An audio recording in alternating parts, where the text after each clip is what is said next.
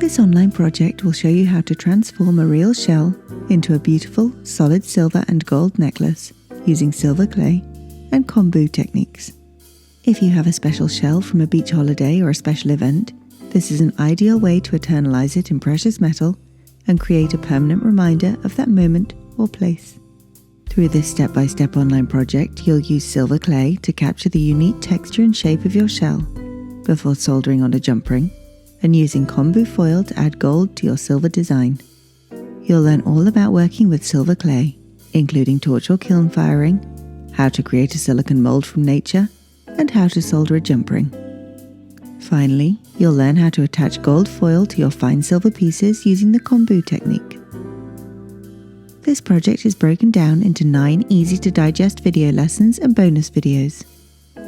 You can complete this project in one go, or if you need to take a break, the handy progress bar will remember where you are so you can easily pick up where you left off.